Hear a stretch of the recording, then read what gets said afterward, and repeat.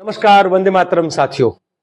आज सेवा दल के यहाँ पर 11 दिन का हमारा विशारद कैंप यानी कि राष्ट्रीय कैंप समापन हुआ और उसके संपन्न होने पर प्रेस वार्ता के लिए सभी साथियों के साथ मिलते हुए बड़ी खुशी है। हम लोग यहाँ पर हमारे साथ जो है सेवा दल के अध्यक्ष भाई डॉक्टर संजय यादव और महिला सेवा दल की अध्यक्षा हमारी रुचि सिंह, हम लोग तीनों मिलकर यहाँ पर आप सबके साथ मुख्य तौर पे कुछ ऐसा संदेश जो राष्ट्र निर्माण, जनसेवा, संगठन निर्माण और नेतृत्व निर्माण को मद्देनजर रखते हुए सेवा दल का ये जो 11 दिन का कैंप हुआ, जिस कैंप के अंदर करीबन 300 लोग देश के 28 राज्यों से आए और उसमें बिहार के भी कई साथी जुड़े। इस कैंप के अंदर मुख्य तौर पे कि देश के सामने क्या चुनौतियां हैं, किस तरीके से हमारे आजादी के जंग में हमारे पुरखों ने जो सपना देखा था कि देश को आजाद कराकर इस देश की आबादी उन्नति का एक जो सपना था, समन्याय की बात थी, सबको बराबर अधिकार की बात थी, हमारे संविधान जो है उसके अधिकारों की बात थी और आज के दौर में किस प्रकार से इन अधिकारों को खत्म करने की साजिश की जा रही है।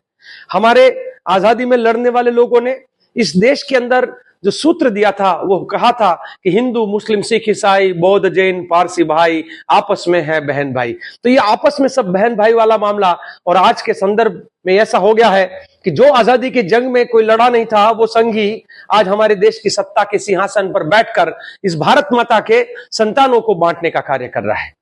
जाति के नाम पर, धर्म के नाम पर, प्रदेश के नाम पर,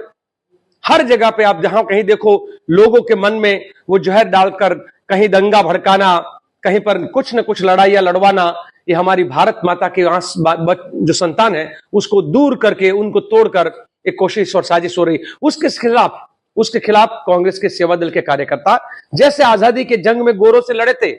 अब इन चोरों से लड़ना है। और हमारे साथी कहते भी हैं कि पहले लड़े थे गोरों से, अब लड़ेंगे चोरों से। अगर वो डंडों से तोड़ेंगे तो हम झंडे से जोड़ेंगे। सो ये लड़ाई जो है वो डंडे वाली मानसिकता के सामने झंडे वाली मानसिकता की है। ऐसा 11 दिन का शिविर बिहार में करीबन 38 साल के बाद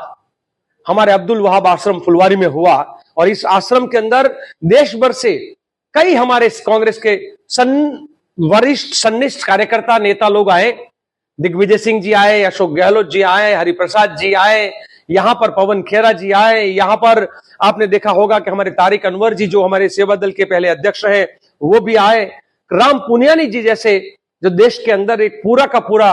कौमी इखलास का बात करने वाले वो व्यक्ति आए, योगेंद्र यादव जैसे किसानों के मुद्दे पर लड़ने वाले लोग आए, भाई कन्हैया हो, अखिलेश जी हो, राजेश भाई हमारे हो या हमारे सीएलपी जो है साथी रहे हैं, सब लोग यहां पर हर कोई साथी जो है वो आकर हमें मार्गदर्शित भी किया है। हमारे बिहार के प्रदेश के प्रभारी खुद कृष्णा भी वहां पर आए, पवन खेरा जी जैसे, तो हर कोई आकर हमें मार्गदर्शित किया और मार्गदर्शन में कार्यकर्ताओं ने तय किया। हमने 40 टीम बनाई सेवा दल की। इस सेवा दल की 40 टीम है वो मिलकर बिहार के चुनाव के अंदर उतरेगी और गांव शहर गली गली अब लड़ेगा सेवा दल। ये जो मूल बात जो है कि जैसे चुनाव आया है, हमारे नरेंद्र मोदी और अमित शाह गुजरात से निकले हुए दो गुजराती, हम लोग पहले कहते हैं कि देश को आजाद करवाने में भी दो गुजराती का बहुत बड़ा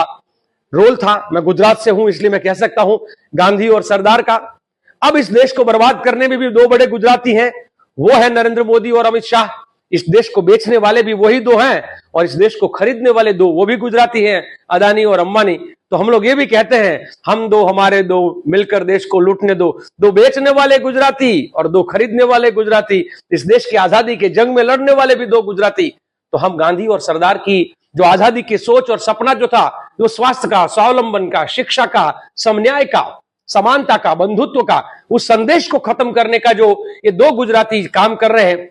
उनके खिलाफ और वो संघी मानसिकता के खिलाफ सेवा दल के कार्यकर्ता कहते हैं देश में संविधान चलेगा, संघी विधान नहीं चलेगा। तो ये लड़ाई है वो संविधान को बचाकर संघी विधान को जो है रोकने की लड़ाई है और इस लड़ाई के लिए सेवा दल के कार्यकर्ता पूरी तरह से वो जनसेवा, राष्ट्र निर्माण, संगठन निर्माण और नेतृत्व निर्माण जैसे वो 4 मुख्य कार्य को करते हुए फिर चुनाव प्रबंधन का तो कांग्रेस का पंजा, उसके 5 कार्य जो है उसके लिए हमने ये टीम बनाई है। वो पूरे बिहार में हर महीने 15 दिन का अपना समय निकालेगी। इस प्रकार का कार्य हम लोग आने वाले समय में यहां पर करने वाले हैं।